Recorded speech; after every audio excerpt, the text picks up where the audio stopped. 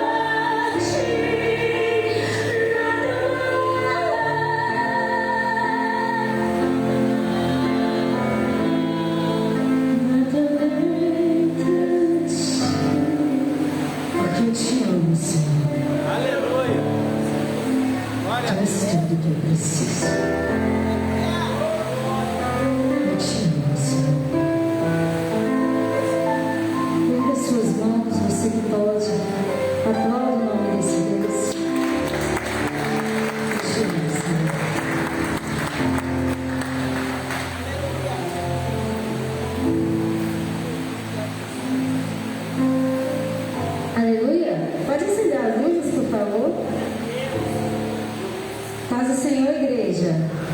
Amém? Que bom que você veio nessa noite. Eu já de imediato vou chamar o pastor Thay aqui, porque ele vai dar os avisos e também fazer um momento de dízimo da oferta. Aplauda o Senhor pela vida dele. Amém?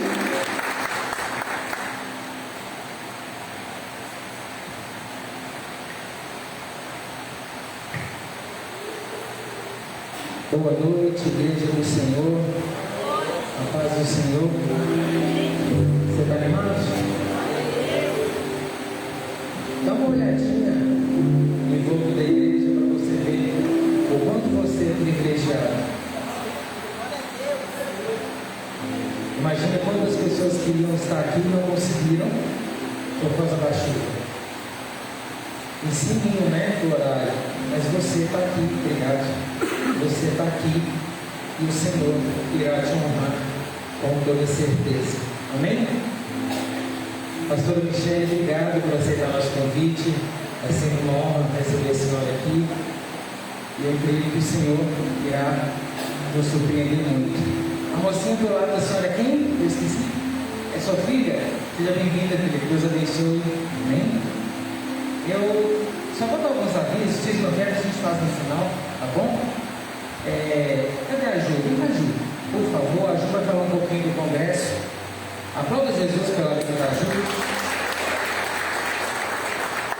A senhora Simone hoje ela vai ter que ficar até umas 10, 11 horas trabalhando, atendendo um cliente que tem que liberar o material mais cedo, por isso que ela não veio. Mas a Ju vai falar um pouquinho do congresso. Boa noite, a paz do Senhor. Amém. Pena que tem poucas mulheres aqui, mas vocês podem ser boca do Senhor para passar para elas o que eu vou falar hoje. Amém? De imediato nós vamos ter sexta-feira agora, entre elas. Vai ser um momento que nós vamos ter aqui entre elas, vai ser muito gostoso. Eu creio que o Senhor vai falar um pouquinho com nós, um pouquinho do que vai acontecer lá no congresso. Então vai iniciar às 19h30. Por favor, não esqueça, anote aí no seu celular, antecipe, chegue aqui mais cedo, para que a gente tenha esse momento abençoado pelo Senhor e finaliza cedo também para todos irem para casa, amém? Aquelas que vocês conhecem, que sentam dos seus lados, que não estão aí, por favor, também comunique para elas a esse momento que vamos ter sexta-feira. Então, temos também a rifa. A pastora já falou comigo, a respeito da rifa, a qual a gente está sorteando essa cesta de cosméticos. Tem muita variedade, tem natura, tem boticário, muita coisa que mulher gosta. E nós estamos aqui com a rifa. Quem quiser pegar para vender, para nos abençoar, por favor, pegue também. Cada rifa custa R$5. Eu vou abrir meu coração para vocês. A pastora pediu domingo para eu ir na série, estar ali à frente. Para quem quisesse comprar a rifa, nos procurasse. 2 pessoas nos procurou. Culto de domingo. E 2 dias depois, eu estava reunida com pessoas, assim, no meu meio mesmo, sabe? Ali tinha pessoas bebendo, ali tinha criança, e ali tinha mais de 10 mil pessoas de outro ministério, de outra igreja. Eles compraram mais ou menos 30 rifas da minha mão. Agora imagina, o outro ministério que não conhece o nosso congresso, por enquanto, em nome de Jesus, porque nós temos uma palavra, que o congresso de mulheres, Deus e ela, vai alcançar todo Belo Horizonte. Nós temos essa palavra, e não me apego nela. Então, faça a sua parte, como o Ministério da Rifa Nascente. Pegue uma rifa, compre uma, vai estar ajudando de todas as formas. Às vezes você acha, R$5, R$5 ajuda, e muito. Então, quem quiser pegar uma para vender, uma cartelinha, tem 7 rifas aqui nesse cartão. Pode pegar comigo ou com as meninas ali.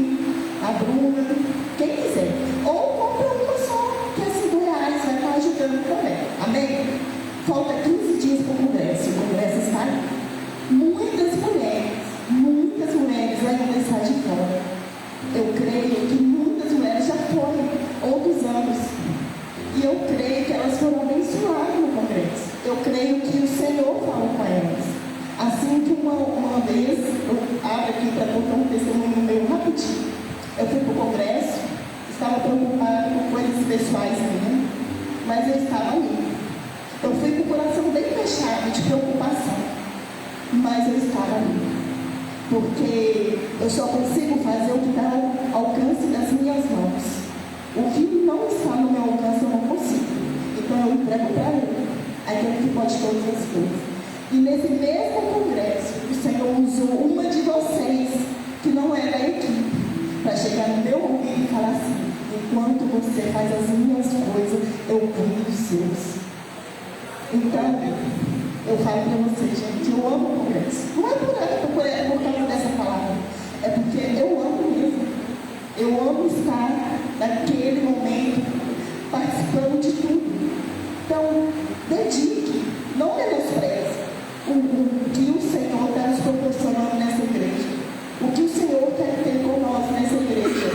E está começando com as mulheres, porque as mulheres são mais animadas que os homens. Sempre. As mulheres dedicam mais. Mas esse ano parece que está assim, fora do comum. Eu não estou entendendo. Será que é o valor? O valor é para R$150. Mas divide ele aí. 3 estadias. Dá R$150, gente. R$150, ninguém faz quase nada. Não fica num lugar que tem almoço, que tem janta, que tem café da manhã, que tem açaí à tarde, que tem ministração do Senhor falando com elas, que tem assim, tem um lazer, vários tipos de lazer. Não paga. Nós temos aí também, né, um tempo para pagar. Desde o ano passado, mais no ano passado, a gente iniciou com os bloquinhos. Dava tempo de pagar e se organizar. Mas ainda dá tempo, porque nós estávamos conversando outro dia e a pastora Aline vai simular, às vezes dá para vocês dividirem. Olha com ela, eu acho que compensa muito. Eu falo uma coisa com vocês. Eu já fui vários congressos e é da mesma forma. Eu já fui e nada aconteceu. Se apegue na última palavra que o Senhor te deu. Porque o Senhor, Ele não deixa a palavra dele em vão. A palavra dele vai, em nome de Jesus, se concretizar nas nossas vidas. Se apegar, sabe, foi em 2010. Tudo bem que foi 2010. Fica com essa palavra. Fica, tem esperança. Amém? Então eu conto com vocês, mulheres, eu conto com vocês mesmo, sexta-feira, comprando as ricas e estarem no congresso. Amém? Obrigada, tenha uma boa noite. Vamos orar pelo congresso? A Gil está aqui representando a equipe. Estenda as mãos para cá. Senhor Deus e Pai, nós entregamos a Deus toda a equipe em tuas mãos. Entregamos também todas as mulheres, ó Pai, que estarão nesse congresso. Ó Pai, aquelas que já decidiram e aquelas que ainda não decidiram, nós entregamos em tuas mãos, certos de que é o interesse do Senhor que elas vão. Então, Pai, visita cada uma delas, prepara tudo, Pai, desde o financeiro até o físico, que o Senhor possa conduzir tudo, Pai, que marido, filho, tenham noção, consciência de que é importante para que esta mulher esteja, Pai, nesse evento. Assim, nós abençoamos e fazemos em nome do Pai, do Filho e do Espírito Santo de Deus, e todos digam amém. Você pode aplaudir o Senhor uma vez mais. Você, homem, nós temos um compromisso na sexta-feira, no horário que elas estarão aqui. Nós estaremos em algum lugar. Onde? No monte. Enquanto as mulheres estarão aqui no bate-papo delas, nós estaremos no bate-papo lá no monte com o Pai. Amém? Então você homem, por favor, esteja com a gente lá. A partir de 7h30 da noite, nós estaremos juntos lá. Posso contar com você? A Ju falou algo aqui. E eu vim com um pensamento para falar isso. Além de você ser tremendamente abençoado no congresso, nós temos pessoas aqui que são frutos do congresso. Semana passada a Érica deu esse testemunho, né? Que ela foi ganha no congresso e firmou e está aí até hoje para a glória de Deus. Então, o congresso é algo especial, é algo de Deus. E sabe o que eu fiquei pensando hoje?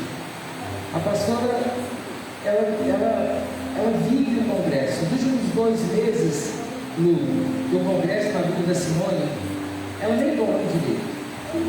Tem que final de semana próximo agora, nós vamos estar no sítio fazendo limpada. Final de semana inteiro fazer limpada para vender, para arrecadar fundos para o congresso.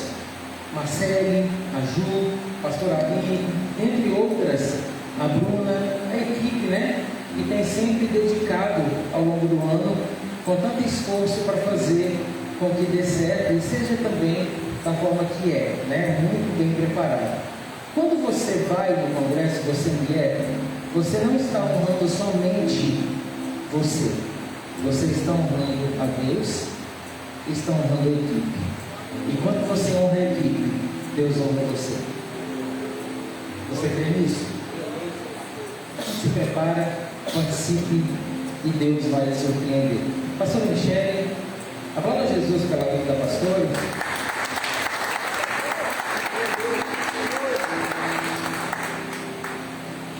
Pastora Michele dispensa comentários, né? Ela já é de casa, Deus usa tremendamente a vida dela. Agradeço a filha que está acompanhando, obrigado. Pastora não pôde estar aqui, pediu para deixar um abraço para a senhora. Na próxima ela vai estar em nome de Jesus. Tendo as mãos para cá, vamos orar. Pai, obrigado pela vida da tua filha. Pai, nós liberamos sobre a vida dela toda a autoridade que ela necessita, que ela seja porta-voz do Senhor aqui. Guarda, Pai, a igreja, o marido, o filho, o ministério, tudo que é dela, nós entregamos em tuas mãos. E assim nós abençoamos, fazendo em nome do Pai, do Filho e do Espírito Santo de Deus, e todos digam amém. Você pode mais uma vez aplaudir o Senhor.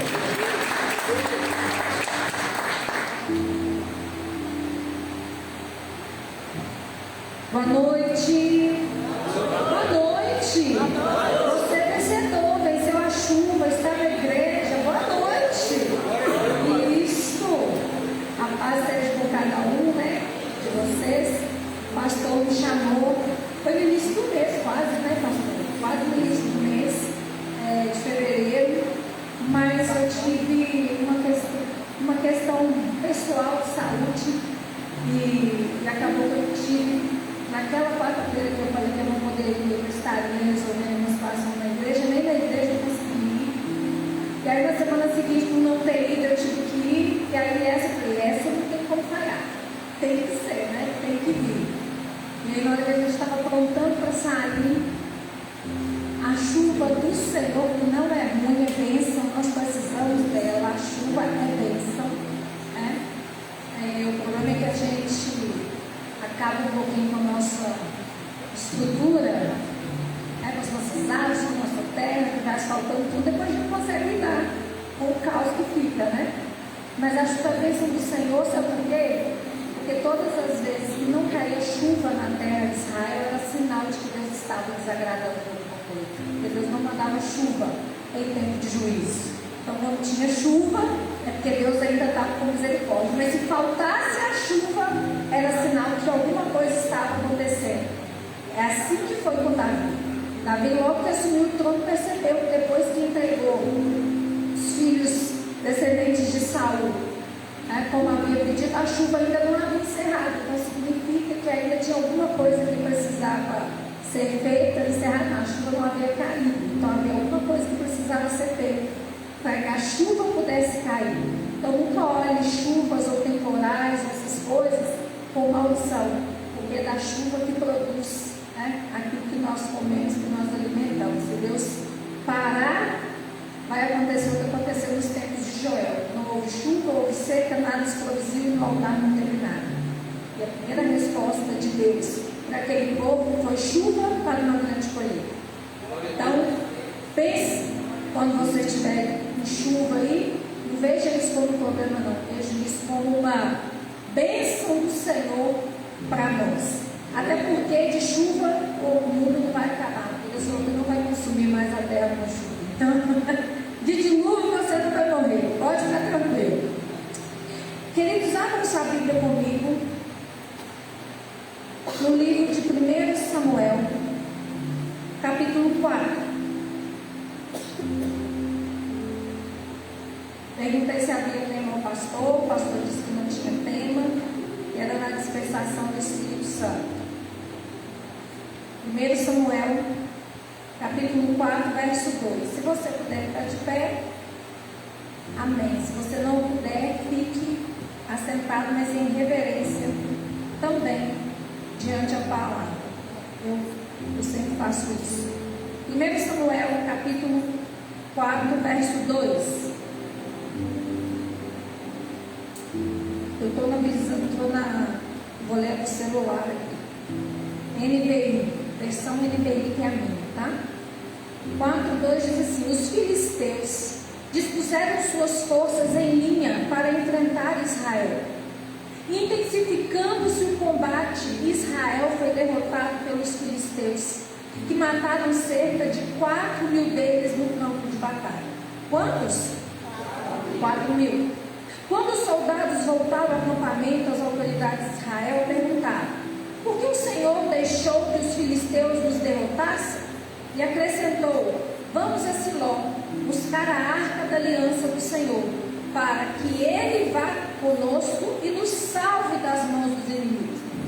Então mandaram trazer de Siló a arca da aliança do Senhor dos exércitos, que tem o seu trono entre os querubins.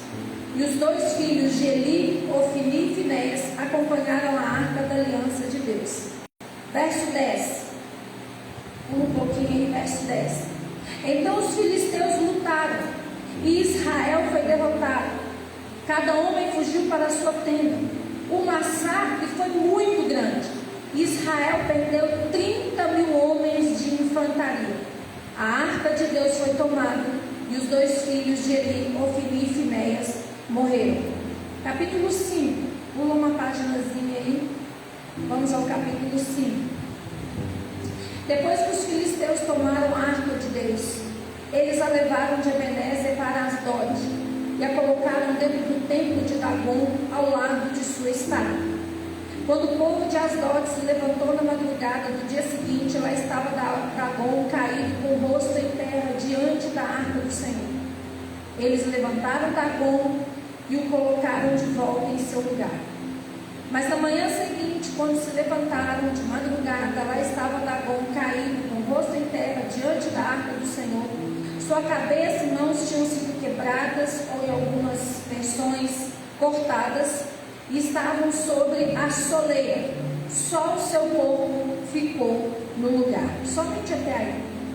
Feche os teus olhos. Senhor, que eu não venha falar o que eu penso nem o que eu acho, mas aquilo que o Senhor pensa e aquilo que o Senhor tem a certeza sobre esta casa, sobre esta igreja. E também te peço, Senhor, que não fale aquilo que aqueles que aqui estejam queiram ouvir, mas aquilo que eles e eu necessitamos ouvir. Por isso eu te peço, Espírito Santo, a casa é tua, o povo pertence ao Senhor, então faça nessa noite aquilo que apraz o teu coração. Senhor, te entrego os meus olhos, os meus ouvidos, o meu corpo, tudo que é em mim, para ser instrumento do Senhor nesta noite, nesta casa. E a ti te dou toda a honra, toda a glória, e todo o louvor e todo o giro. Amém. Pode se assentar, queridos. Eu fiquei pensando muito sobre a palavra, porque quando você tem um tema, você vai por ali. Alguém já pensou nesse tema? Você vai. Mas quando a pessoa diz assim, como o pastor diz, pastora, é livre, a responsabilidade é maior, porque não é sobre o tema que Deus já disse para alguém, é sobre aquilo que você vai buscar para Deus falar para esse alguém que está esperando essa resposta. E eu entendo que essa resposta, ou essa palavra, ela não é apenas para o pastor Caio, ela é para a igreja remanescente. Então não tome ela como para X, para Y, para líder tal, para líder X, todo para você. Ela é para você, você está aqui e ela é para você. E não fique pensando no que Deus está falando com o outro. Certa vez Jesus disse para Pedro: Pedro, se tu me amas, apacenta minhas ovelhas. E Pedro disse assim: ok, e o que vai acontecer com João? Ele diz assim: deixa que com João me entendo, vai cuidar das ovelhas e de João cuido eu. Muitas das vezes, enquanto o Senhor está falando comigo, nós estamos querendo saber concentre naquilo que Deus quer te falar, porque vai mudar a sua vida quando você entender aquilo que Deus está te pedindo. Então é você e o Senhor agora. E de tarde eu estava na roça com os meus pais, meus irmãos, algumas pessoas da igreja, e voltei para casa de tarde e deitei e falei: Senhor, eu não vou orar para que o Senhor me dê a palavra hoje. Eu quero deitar, descansar e eu quero acordar com alguma palavra que faça sentido para mim, para eu ministrar para o Senhor. E eu acordei com a palavra Dagon na soleira, a frase, né? Dagon na soleira. Ora, eu não estou lendo o livro de Samuel, estou lendo o livro de Joel, acabei de ler Isaías, Jeremias, não estou pregando sobre Dagon. Então não tem outra palavra, não tem outro Deus que fale segundo as necessidades. Então quem era Dagon?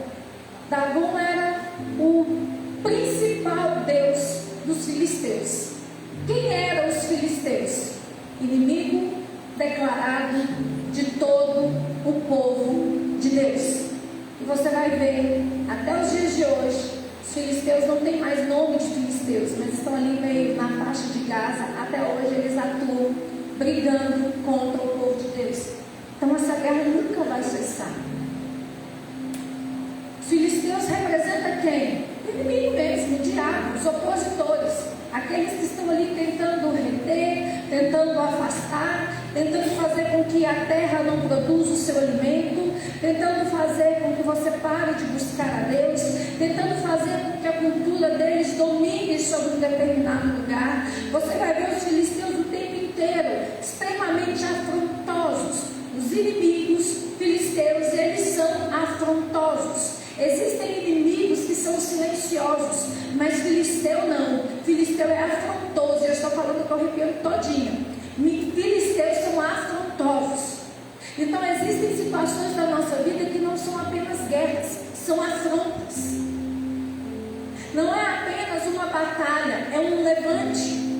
Não é apenas uma palavra de destruição, é uma afronta à nossa moral, à nossa família, aos nossos bens, às nossas finanças. É uma afronta à nossa vida espiritual, é a nossa afronta ao ministério, é a nossa afronta, é a oposição, é o diabo com o espírito sarcástico, de zombaria, de ficar rindo da nossa cara, de ficar rindo do nosso esforço, de ficar vendo ali a gente ficar trabalhando, lutando, orando e jejuando, falando assim: não vai dar certo, vocês não vão conseguir, para de orar. É esse mesmo espírito de afronta que estava diante do cego, que eles diziam assim: cala a boca.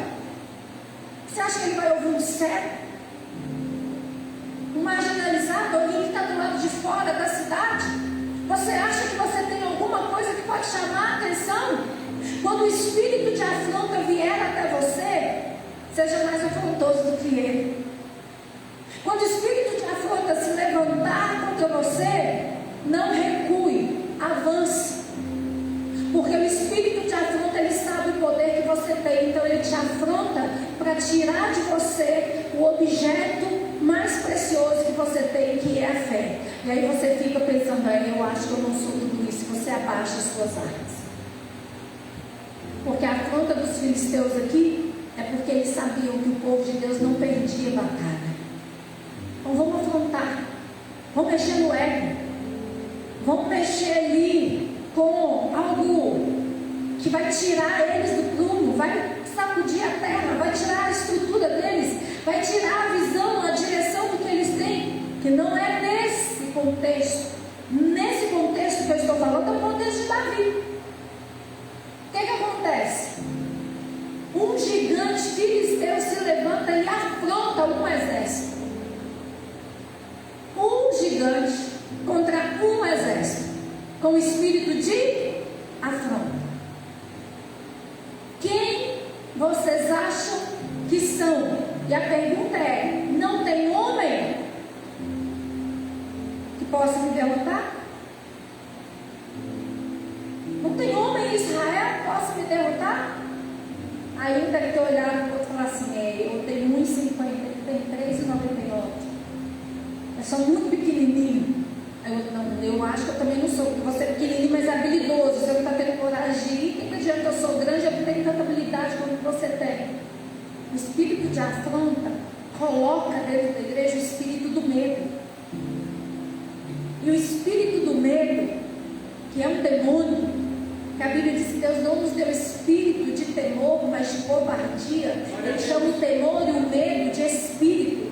Então é sim um espírito, é sim um principado, é sim uma potestade que trabalha no meio da igreja, para a igreja não romper, para ela não avançar, para você não conquistar a sua casa, o seu carro, a sua família. É o espírito do medo que faz você ceder às afrontas. É o espírito do medo que faz quando o diabo lança qualquer palavra na sua cabeça, você pensa que é verdade. Afrontas. Afrontas. Para te vencer a mente.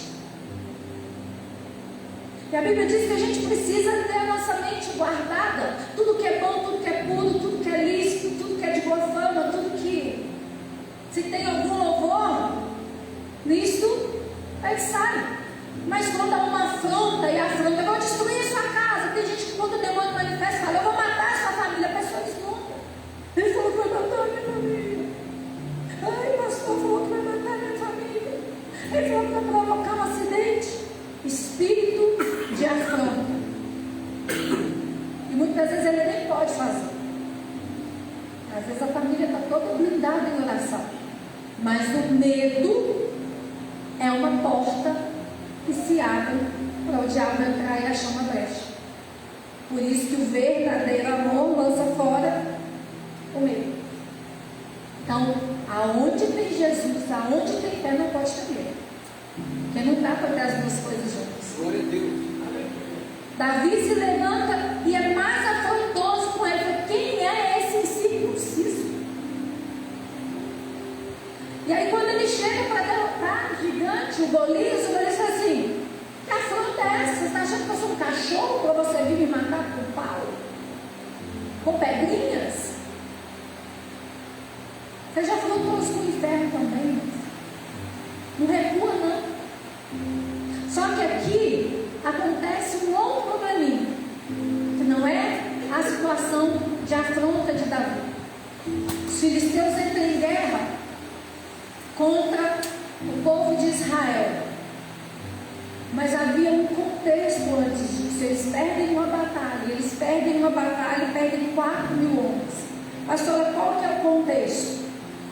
A casa de Eli estava completamente fora do propósito. A casa de Eli estava no propósito, mas já tinha perdido a visão. Porque nesse contexto, Ana está em casa, em Siló orando, na casa dela, na casa de Siló orando. E ele, sem visão espiritual, diz: você está tonta, mulher. Você está tonta, embriagada. Era um rei, um sacerdote ou um profeta. Várias vezes você vê, estavam na posição, mas perderam a visão. Estavam na posição, mas perderam o propósito. Estavam na posição, mas corromperam a sua caminhada. E a Bíblia diz que o Senhor, irmãos, mandou avisar. Ele mesmo falou com ele.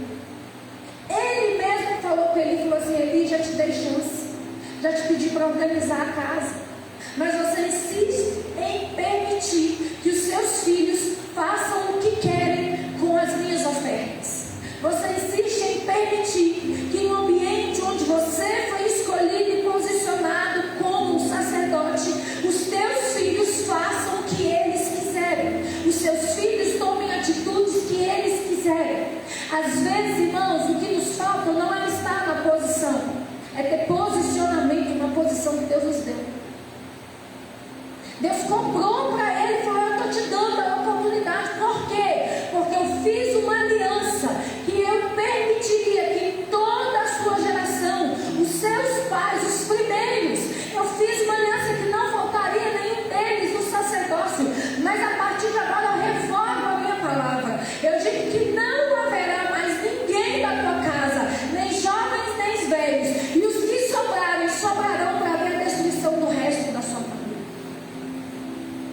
Irmãos, a Bíblia diz que quando Deus fala isso com a gente, não é porque Ele quer cumprir, Ele quer nos dar um choque de realidade para que a gente mude, para que a gente dê uma mudança que é necessária. Às vezes tem que ter um posicionamento mais duro, às vezes tem que tratar de forma mais pesada.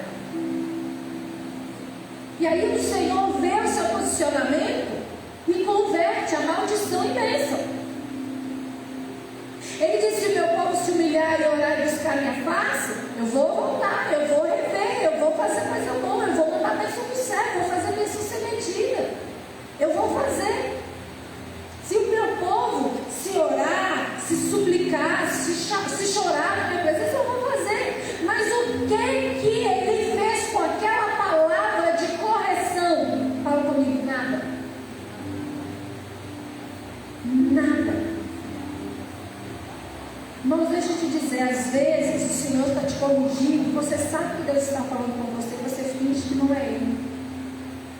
Você continua do mesmo jeito, da mesma forma, fazendo as mesmas coisas, vivendo a tua vida, na sua posição de líder, na sua posição de servo, na sua posição de marido, na sua posição de esposa, na sua posição de pastor, na sua posição de membro do louvor, de consolidador, de N situações. Você finge que nada está acontecendo. Deus já está te falando, ó, há muito tempo. Deus tem falado coisas para pessoas aqui, ó, há muito tempo. E tem gente que está fingindo que não é bom. Glória a Deus.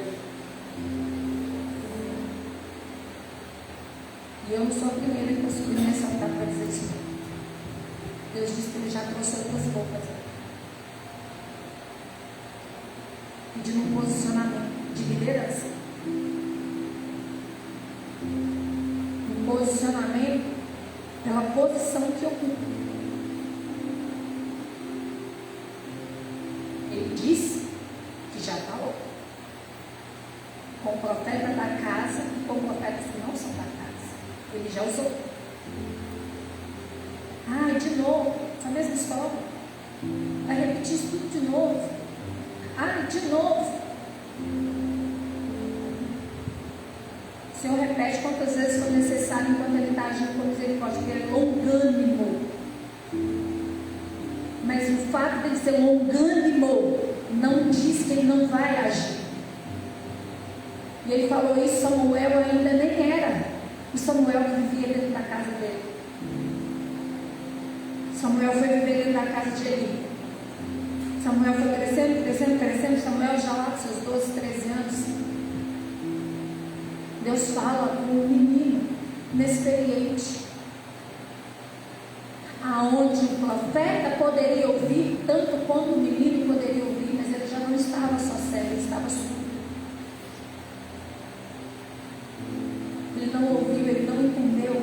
Na terceira vez ele disse: ah, meu filho, quem sabe é o Senhor que quer falar com você. Quando você ouvir de novo, fala, Senhor, que meu servo ouve.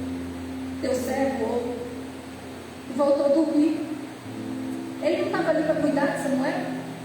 Ele não estava ali para dar instrução para Samuel. Se Deus acordou Samuel na madrugada, ele não deveria estar acordado junto com Samuel e vigiando Samuel, pensando o que está acontecendo, que Deus quer falar com esse menino.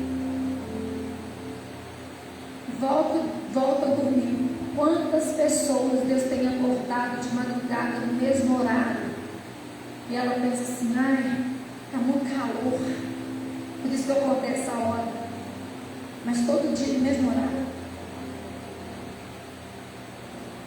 Várias vezes de noite, num sono profundo, o Senhor te acorda e te fala a mesma coisa de forma diferente. Você acha que não tem nada a ver, você vive para dormir de novo? Deus te manda ler um livro da Bíblia, você não vai ler, você pensa assim: não, mas eu vou ler de novo. Não. Só que aí Deus fala agora com Samuel: Samuel, já avisei para ele, vou fazer isso. Deus não toma atitude sem te dar a chance de mudança. Fala com quem está do seu lado: Deus não vai tomar atitude sem te dar a chance de mudança.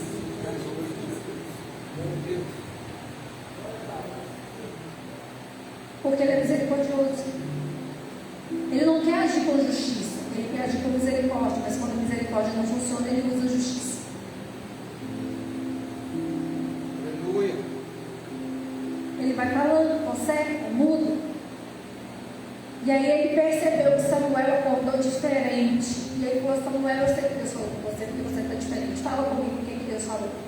Aí Samuel fala tudo. Tudo. Lê lá. Samuel fala tudo de novo. Ele fala: tá bom. Também não se importa. Ele diz assim: tá bom. Que Deus faça como Ele quiser. Tem irmão que está desse jeito. Deus está falando, está assim: não, Deus é todo poderoso, Ele vai fazer o que Ele quiser. Só que ele não entendeu que o que Deus quer é uma mudança. Ele não entendeu que o que Deus quer é um posicionamento.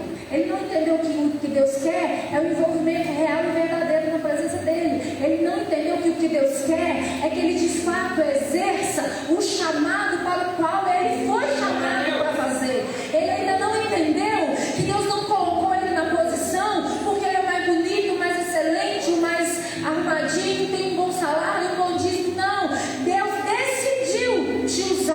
Ele te deu o privilégio de te chamar para trabalhar. Mas se você não se posicionar, Ele corta. Porque toda árvore que não produz, Ele corta. Alguns Ele poda, outros Ele corta. Poda e corta é diferente. Eu vou podar, mas eu não vou podar para ela sentir que eu estou matando. Eu vou podar para ela sentir que eu estou dando força. Poda é para dar força. Corte é para arrancar o que não presta. E a Bíblia diz que nós estamos enxertados nele. Todo aquele que enxertado nele não der fruto, ele corta. E o que ele estava dizendo para ele? Eli, você está enxertado em mim, mas não está produzindo o que eu te chamei para produzir. Então, se você não produzir, eu vou cortar você, a tua casa, a tua descendência. Eu não vou querer mais contar com você no meu projeto. Mas ele não se importa e deixa o povo ir para a guerra sem uma oração, sem uma consulta a Deus, sem nenhum sacrifício. Ele deixa o povo ir para a guerra sem os seus filhos, que também eram sacerdotes, que deveriam estar na guerra. Ele deixa o povo ir, e todas as vezes que Deus não tem com quem contar, Ele faz sozinho, porque Ele não precisa de você. Aleluia. Está doendo, né? Glória a Deus. Mas Deus falou: tá bom, e eu sou lenda. Não tem como ser coisa boa. E naquela batalha, eles perderam 4.000 homens. Quantas pessoas estão se perdendo porque você não se posicionou? Quantas pessoas estão morrendo no campo de batalha que você decidiu não ir? Você decidiu ficar na cadeira de balanço, esperando a notícia. Não. O povo volta e fala: o que está acontecendo? A gente nunca perdeu uma batalha. A gente nunca perdeu a guerra. Nós perdemos 4.000 homens. É normal perder um, mas nós perdemos 4.000. Alguma coisa está errada. Manda buscar a arca lá em Siló. Buscam a arca e descem com a arca de Siló. E agora eles não perdem 4.000. Eles perdem 30.000, a honra, a dignidade. E a glória de Deus vai embora daquele lugar. Pastor, o que está de errado? Fala com quem está do teu lado. O que está de errado?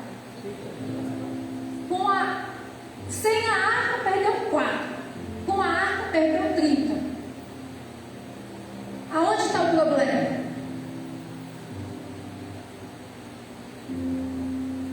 Pergunta para quem está do seu lado: onde está o problema? Com ele.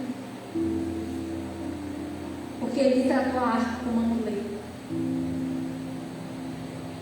A arca não é a muleta.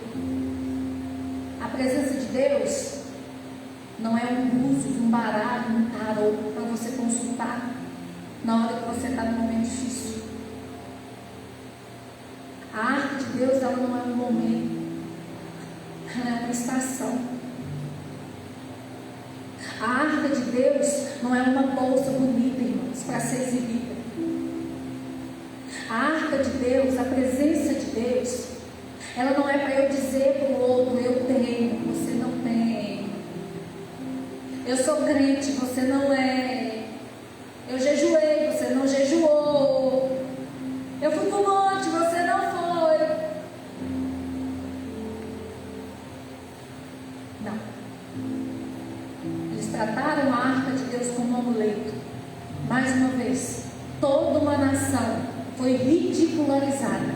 E o nome de Deus foi ridicularizado. Por quê?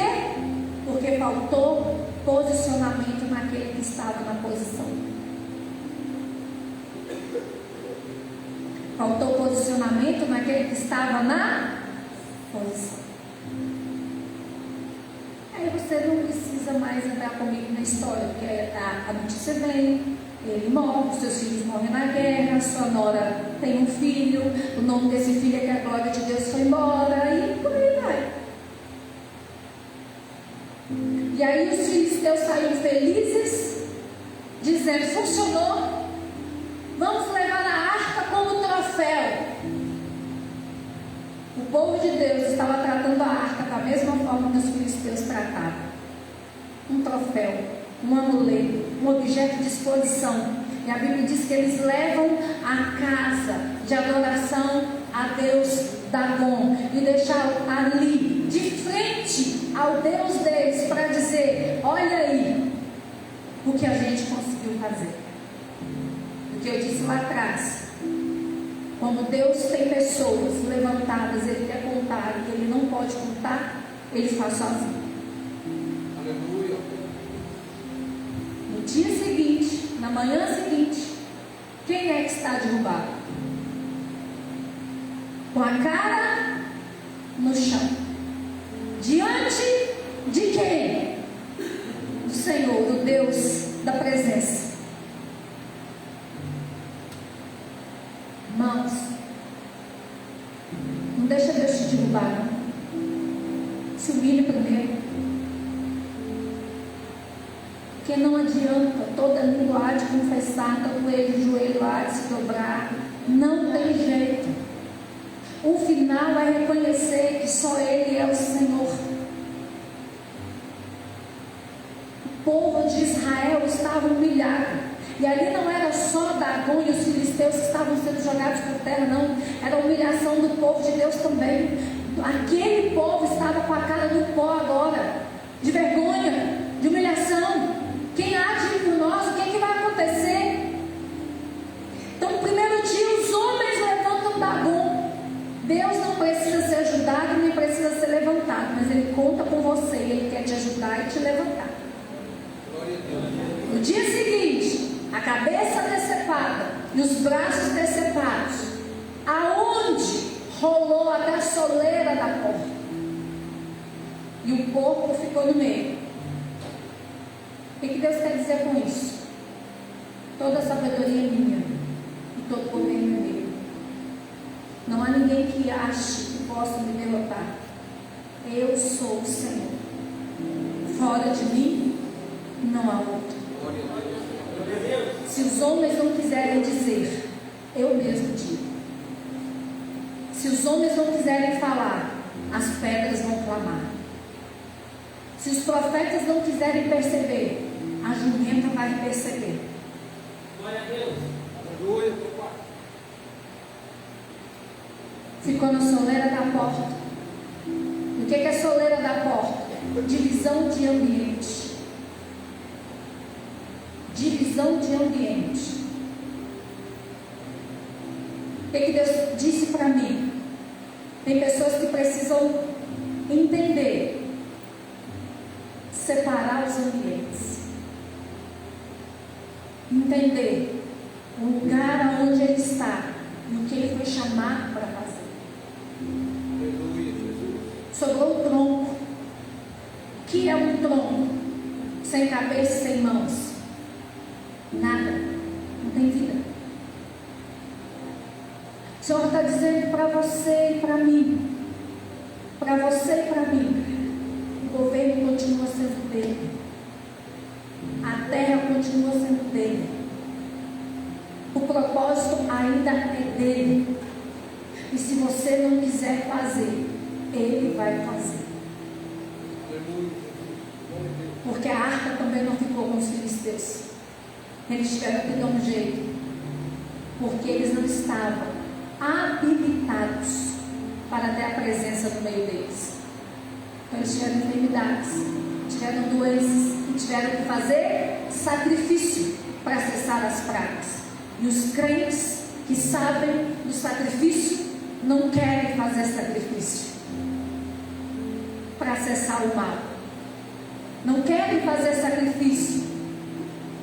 Não, o sacrifício já foi feito, o de Deus e o seu, de Jesus e o seu, mortificando a nossa carne, fazendo o nosso culto racional, usando o nosso corpo para a glória de Deus.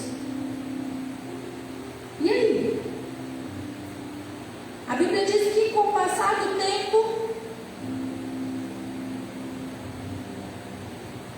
o povo de Israel, 40 anos preso. O Senhor visita uma mulher e diz assim: filha, você vai gerar um menino. Esse menino é nazireu, e ele sozinho vai vencer o exército dos inimigos. Estou levantando ele para derrotar o exército dos filisteus. Olha ele de novo.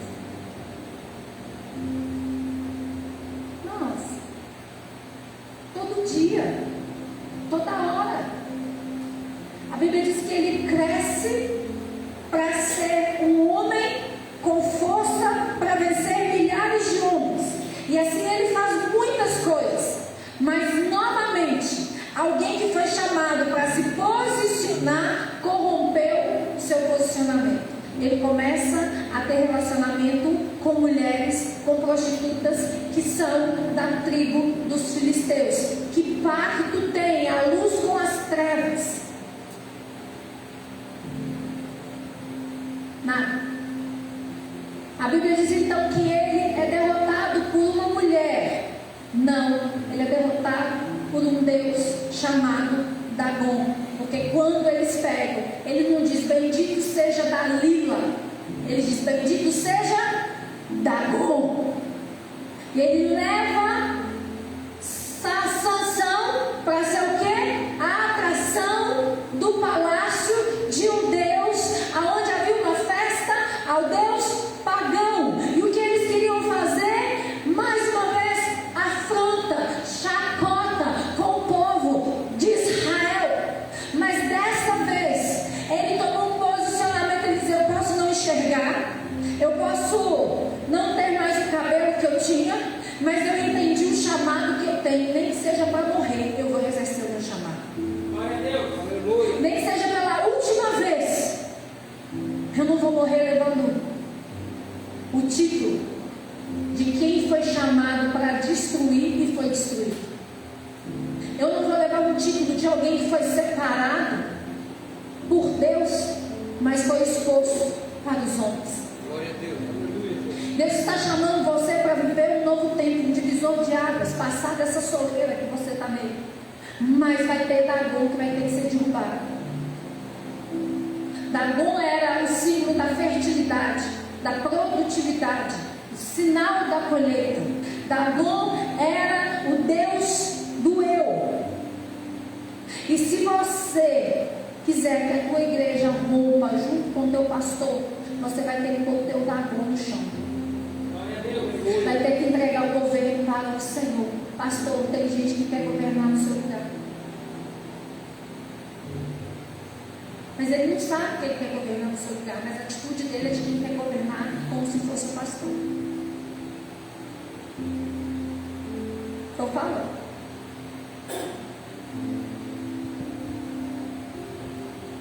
Pastor, e o Senhor, como profeta da casa, o Senhor já disse para o Senhor já disse para o Senhor que o Senhor vai ter que ser mais duro com algumas coisas, menos amor, menos misericórdia. Porque tem gente que ainda não entendeu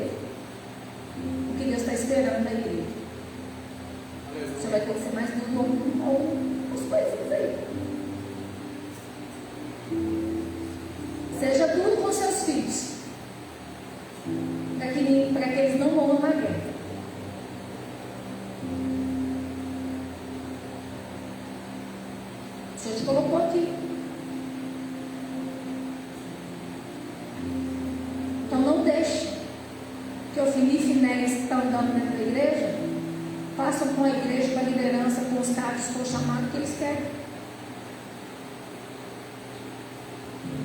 Vou falar, irmão. Aleluia, papai. Quando eu cheguei aqui, que eu fechei os meus olhos, eu vi um campo, só que um campo de trigo amassado,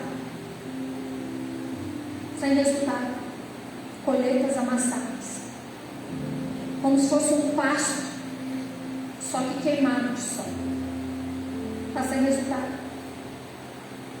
Não é porque não plantou, é porque não soube cuidar.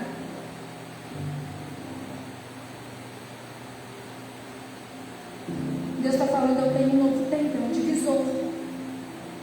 Mas se você não deixar o Senhor governar, seu governo não vai se estabelecer, o governo é dele.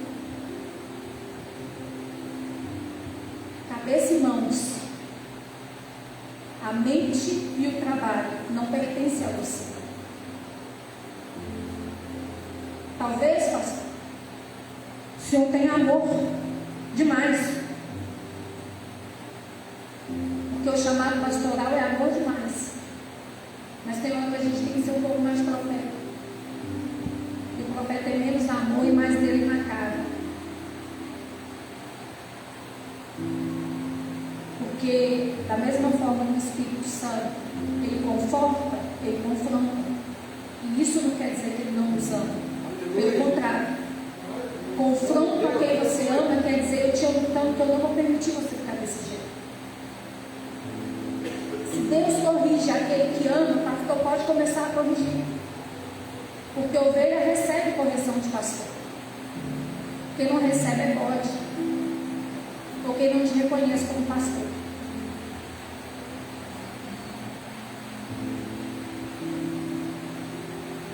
Tenho 3 minutos para eu orar. Eu fiz uma viagem ano passado. E eu fui a um criador de ovelhas. Foi a maior experiência da minha vida. Entrei no Jeep, subi a montanha, eu e meu marido, cara do guia e um cão pastor. E ele começou a explicar tudo que as ovelhas faziam, como as ovelhas eram. Começou a explicar. E aí ele falou assim, olha, tá vendo esse cachorro aqui? Ele é um cachorro, né? Ele falou assim, mas eu vou dar um comando para ele, ele vai entender que agora ele não é um cachorro, ele é um cão pastor.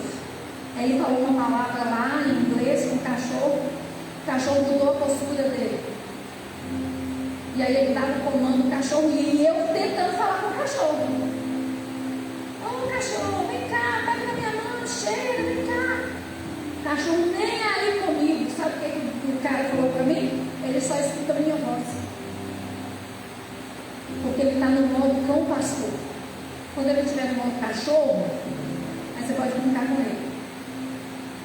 E aí ele dava o comando, ele foi buscar ovelha, ele foi trazendo ovelha, ele foi buscando, e ele buscou longe, e o cara ia falando, eu tentava falar, ele falava assim, fala isso, eu falava a mesma coisa, e o cachorro não me ouvia.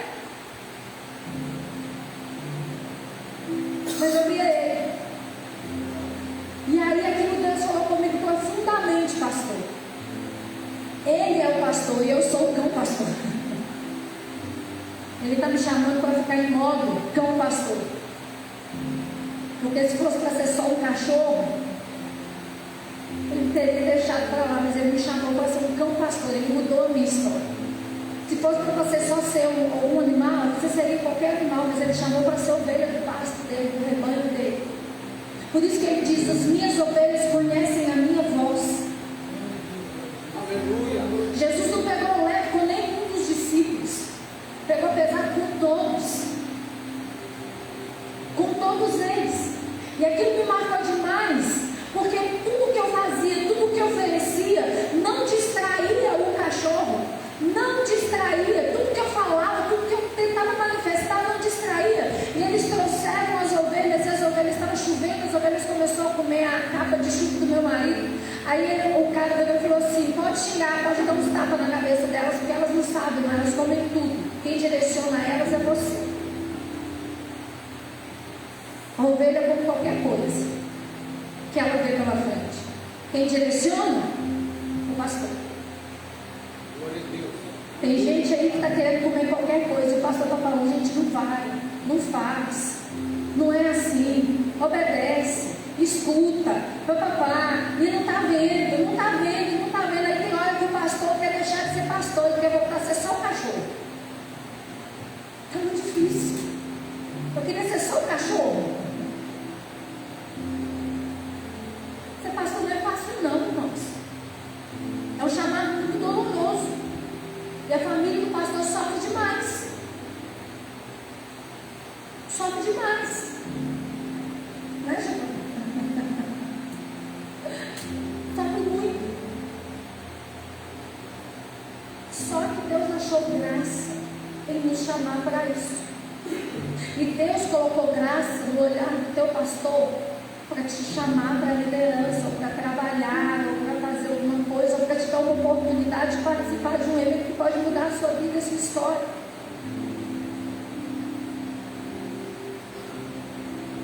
Deus não dará a sua glória para ninguém. Aleluia. Olha Isaías. Ele não vai dividir a glória dele com ninguém. E se você não quiser ser o portador da glória de Deus, deixa que ele mesmo faça. Ele quis contar com Eli não quis. Ele quis contar com Sansão comprometeu. Ele quis contar com Saul se corrompeu. Levantou-se Davi não se comprometeu. Errou. Mas ele não se comprometeu no seu chamado, naquilo que ele tinha para fazer. Não importa quantas vezes você erra, não importa quantas vezes você entende que você não pode sair da posição que Deus te chamou para ele. Glória a Deus. Glória a Deus. Eu gostaria que você ficasse de pé no seu lugar. Talvez não seja a palavra mais linda, nem a mais bonita, nem a mais agradável de ouvir em dia de chuva.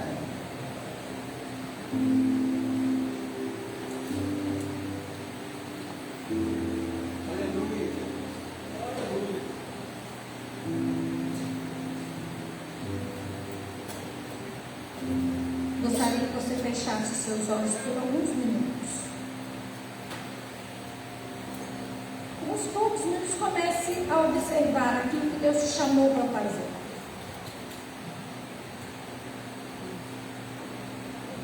Nenhum falso Deus permanece diante dele. Diante dele o orgulho cai, a autossuficiência cai, a religiosidade cai. Porque a direção e a capacidade é Ele quem dá. Ele pode quebrar o domínio do passado, a influência do passado. E Ele quer dizer para a igreja que vocês estão num momento de divisa, um lugar de passagem. Vocês têm a possibilidade de se limitar aonde vocês estão, pular essa fase para viver algo novo. E isso não depende só do pastor, depende do rebanho e entender a direção que está sendo levada.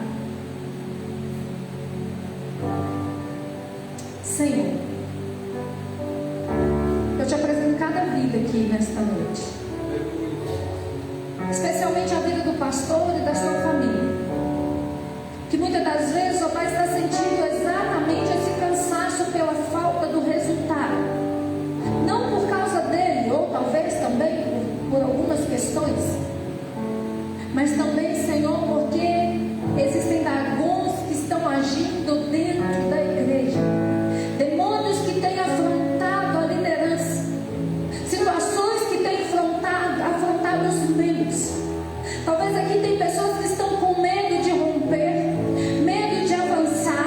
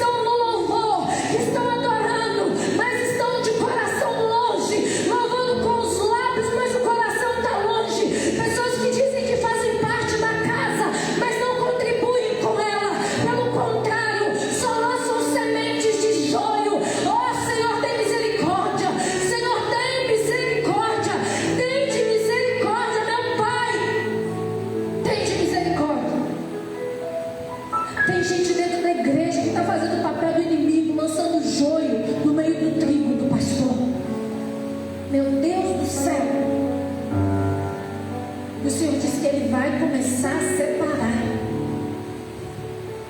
Vai começar a separar.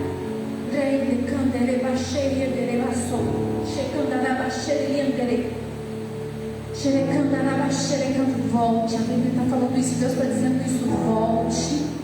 Volte ao lugar onde você caiu. Conserta os teus altares. Conserta a tua vida. Conserta o teu chamado. Faça o que Ele tem te pedido para fazer. Você não precisa fazer aquilo que para você faz sentido, porque o céu não faz sentido para quem está na terra. O céu e as palavras e as profecias só fazem sentido para o Senhor. Eu não preciso entender, eu não preciso ver, eu preciso crer e eu preciso viver.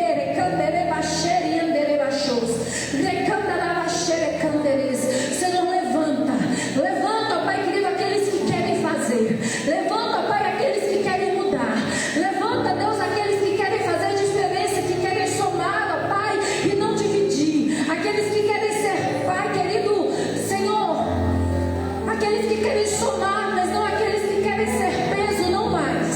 Senhor, divide nesta soleira.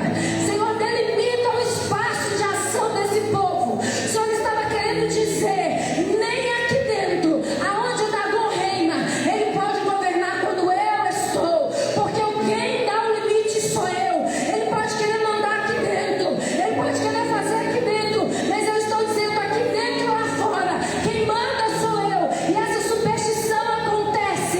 A Bíblia diz então que desde aquele dia ninguém pisa na soleira, ninguém pisa naquele lugar, mas diante do Senhor, o Senhor está dizendo, tem tempo novo, tem fase nova, tem terra nova, tem colheita nova, tem frutos para chegar, mas precisa se posicionar, cumprir o chamado, não usar a minha presença como amuleto, não usar a minha unção como algo pessoal, não usar para próprio benefício, não usar os dons em favor próprio. É hora de despertar para a casa, para a igreja, não para o que quer ou para o que pensa em fazer. Esta é a palavra do Senhor. Não use o teu dom como se fosse um amuleto, não use a visão, não use a profecia, não use o dom das palavras, não use o teu chamado, não use o seu instrumento, não use a sua voz como se fosse algo natural, porque Ele está dizendo que quando Ele chama, Ele põe algo sobrenatural. Então nada pertence a você. Glória a Deus.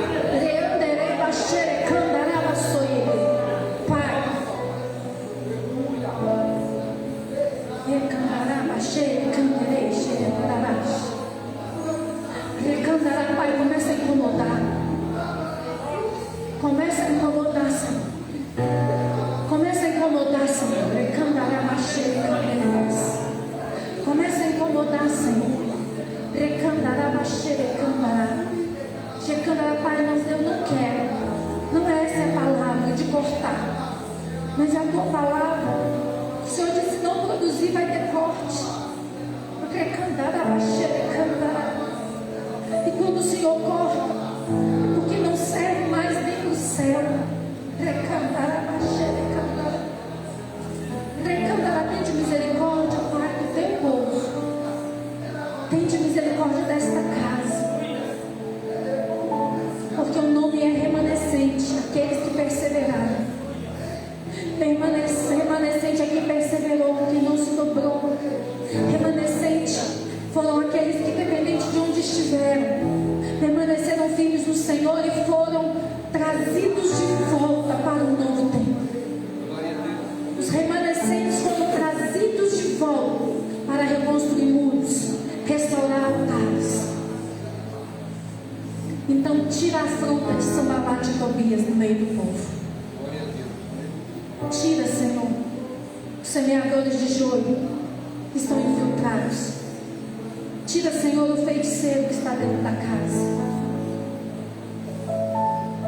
Tira, Senhor, o feiticeiro que está dentro da casa. Mostra quem é Ti. Em nome do Senhor Jesus, ó Pai, eu te entrego nas Tuas mãos, pastor. Eu te entrego nas Tuas mãos, Senhor. Nas Tuas mãos. todo espírito de afronta, todo espírito de afronta dentro dessa casa. Querido, existem 3 espíritos que afrontam o espírito dos profetas: Jezabel, Dagon e Leviatã. Os 3 foram levantados para calar a voz profética da terra. Todos eles são usados como espírito de feitiçaria, pastor.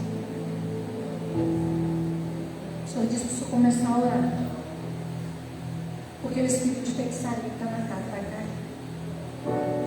Esses 3 demônios, Leviatã, Jezabel, Dagon, os 3 têm afrontado o ministério profético da igreja. E o Senhor vai te dar visão, vai te mostrar aonde esse espírito de feitiçaria entrou na igreja.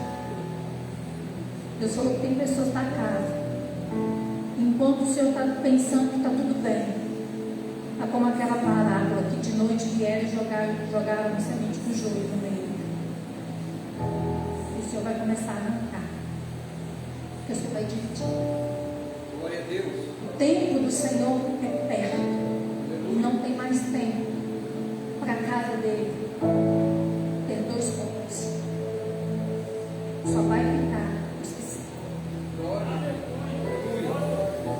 Os que não servem, não choram por eles. Não choram. E às vezes é aquele que o Senhor mais amou, é aquele que veio para cá junto com o Senhor nos primeiros passos. Pode ser os primeiros. O Senhor vai te falar para confrontar, e no confronto vai voltar. Não sou. O Senhor está te pedindo, como ele disse, não deixe os filhos da casa fazerem o que quiserem. O Senhor não morreu ainda. Tem unção ainda. Talvez não seja como o Senhor pensa, mas está do jeito que Deus está pedindo. E nunca pensou do Senhor, pensou dele. Glória a Deus. Não cala mais portas. Aleluia. Não tenha medo de falar. Não tenha medo de falar. Não entrega tudo que o Senhor tem entregado, com medo do que possa acontecer. A chave ainda está na tua mão. Permanecendo está na tua mão, Senhor. Faça sem medo o que Ele tem te chamado. Não tenha medo de perder aquilo que já está feito. É isso.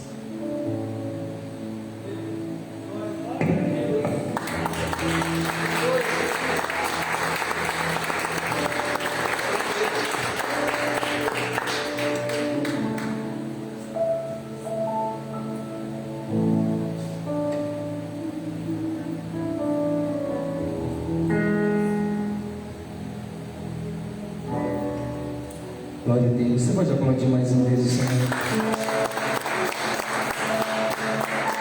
Se sente aí para a gente entregar o nosso dízimo, entregar a nossa oferta. Segundo, era para mim. Obrigado.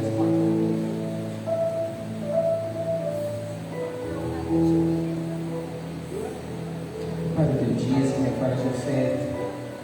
Você que vai fazer via Pix, nós estamos com um problema no projetor, está arrumando e não está tendo como projetar. Procura o pastor Robson, faz ali via QR Code se for preciso, tá bom? Você que precisa de envelope, levante uma das mãos.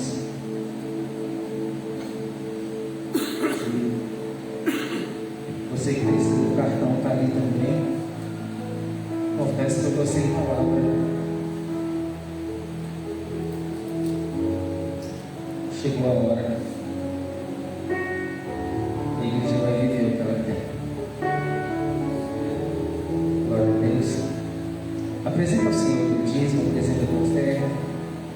Senhor Deus Pai, obrigado por essa noite, por trazer de forma tão linda a tua palavra. dieta hoje. Hoje foi o Senhor quem preparou. Glória a Deus. Obrigado pela vida de cada irmão, cada irmã. Obrigado por aqueles que contribuem, que dizimam, que ofertam, que contribuem também com a verdadeira adoração no trabalho, nos afazeres da igreja. Pai, em nome de Jesus Cristo, como ministro, Pai, do Evangelho, consagro o dízimo e oferta do teu povo e abençoe.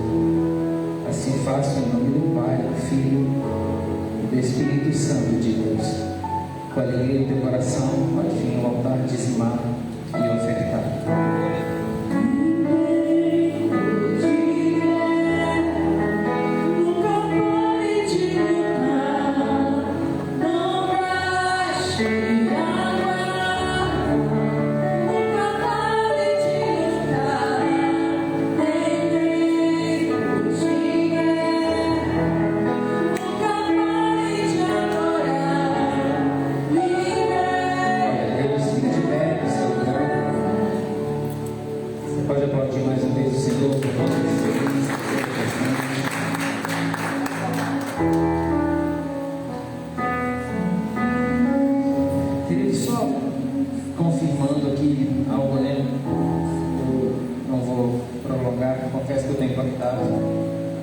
Há uns dias atrás eu compartilhei com algumas pessoas, inclusive a nível de oração, pastor. Em um culto, uma entidade entrou aqui dentro. Ela veio justamente aqui no altar. Eu vi nitidamente ela aqui e não entendi o porquê dela vir daquela forma. Hoje eu tive clareza. O trabalho de feitiçaria elimina, vai minando, tirando a força da liderança, principalmente da casa pastoral, é a família do pastor. E é muito real isso. Só que quando ele é desvendado, quando ele é enxergado e reconhecido, a coisa muda de uma forma rápida. E hoje eu estou saindo aqui convicto do que está acontecendo. Porque Deus, a pastora não sabe de nada, a gente não conversou nada. Glória a Deus. Inclusive ela chegou aqui, já o culto acontecendo por causa da chuva. Confesso que eu estava até preparando uma palavra, porque eu tive desejo de não chegar por causa da chuva. Perdão pela minha falta de fé. Mas hoje eu entendi o que aconteceu. E se esse nível, escute isso, e se esse nível chegou a tão alto aqui, é porque o que Deus tem já incomodou o espiritual e muito. E se não conseguiu de algumas formas já, outra hora tentado, eles tentam minando força. Quem sabe, quem conhece essa linha, sabe o que eu estou falando, né, pastor? Já tentaram de diversas maneiras e não houve êxito. A remanescente permanece. A remanescente está de pé. Só que agora, quando ele é revelado, alguém já deve ter visto, não estou dando aula de libertação agora, mas alguém já deve ter visto em cemitérios imagens, escultura de barro quebrada. Alguém já viu? Já viu? Isso representa santo revelado. É exatamente o que o pastor disse. Quando ele é revelado, ele perde força. Glória a Deus. Amém? Pastor, obrigado, que Deus guarde a casa da senhora, a família, tudo que é da senhora. Amém? A Riva ajuda aqui do lado, procura ela aqui, você que vai adquirir sua Riva ou bloquinho para vender, faça ali a sua contribuição participando desse tempo. E se prepara, porque vamos viver a promessa de Deus. Esse é o ano de viver a promessa de Deus. Fica de pé. Coloque a mão sobre a tua cabeça, essa é a mão poderosa de Deus sobre você. Que a graça de Deus Pai, o amor de Deus Filho e as duas consolações do nosso amigo Espírito Santo estejam com todos vocês, príncipes e princesas do Senhor, e com toda a nação de Israel, não só hoje, mas para todos sempre. Amém. Vão em paz, que o Senhor abençoe. Deus abençoe você.